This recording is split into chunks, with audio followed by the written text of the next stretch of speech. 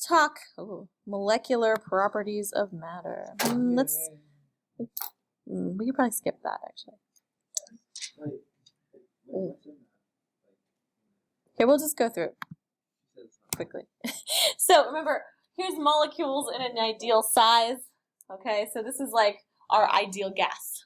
Okay, real molecules go from little tiny spheres all the way up to giant multi-atom structures, right? So you can have like a little bit of helium gas, or you can have giant paraffin molecules that are long chain. So you can get like all these crazy organic compounds that are like folding proteins. That's still a fucking molecule, okay? So you can go from little to big. You can do this, okay? There's all kinds of stuff. So the other problem is sometimes molecules have charge, and that affects the spacing of the molecules, because if your molecules are attracted, they're going to end up closer together. If your molecules are repelled, they're going to end up farther apart. So it's not just the same as atoms that are diffusely just bobbing around in space, okay? They also, this is the distance between them, okay? Turns out if we have a force that looks like this, we have some sort of energy, potential energy that looks like this. So the force, this area, this is the equilibrium distance between them, okay? It's at the minimum energy, because remember, everything likes to have a minimum energy, okay? So here's your minimum energy, and that's where your equilibrium distance is going to be, all right? And you don't necessarily have to remember this. I'm just showing you how the stuff we've learned before applies to this, okay? So for instance, if you are at this point, all right, here, your distance is farther away, right? It's larger than your equilibrium distance, okay? That means you're somewhere over here. So R bigger than R naught, okay? If you're at equilibrium distance, or sorry, if you're less than here, they're going to be repulsive. So, okay, if your atoms are far away, they end up being attracted if you have charge, okay? If your atoms get really close together, they end up being repelled, all right? If your atoms are at equilibrium distance, then they just hang out there. So you're going to have this push and pull of forces depending on the distance between your atoms, okay? So your total energy, right, ends up determines how your atoms behave. And the total energy usually has to do with the thermal energy, okay? The temperature of your gas tells you your total energy of your system. So if you're here, what do these atoms do?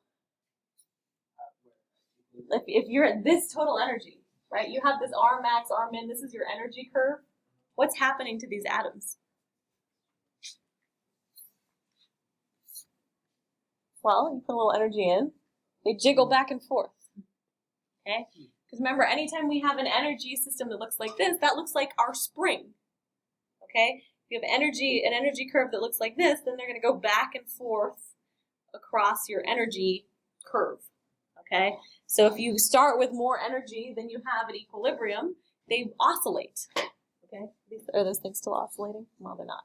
But you have R min, R max, you put in some energy, they can get closer than equilibrium, and then they bounce, they repel, and they go back and forth, okay?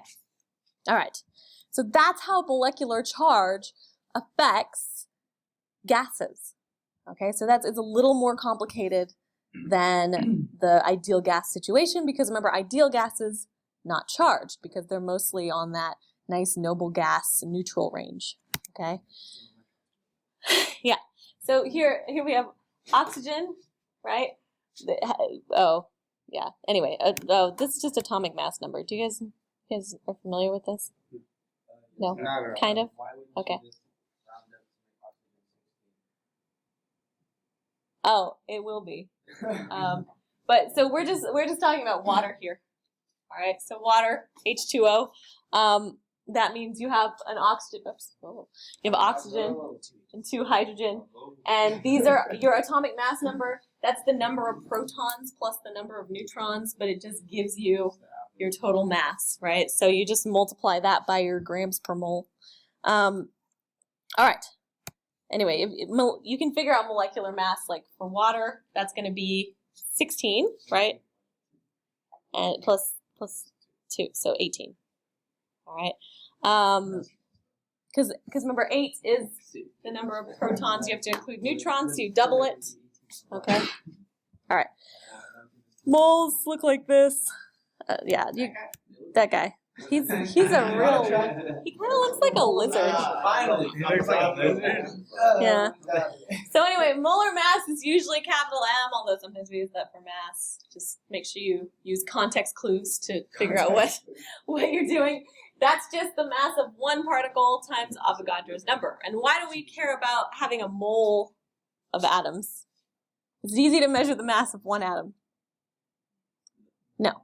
Okay? If you want to figure out how much each gold atom weighs, you get a bar of gold and then you divide by how many moles of gold you have, and then you use Avogadro's number. Okay? The reason we even bother with Avogadro's number is because atoms are really freaking small. All right?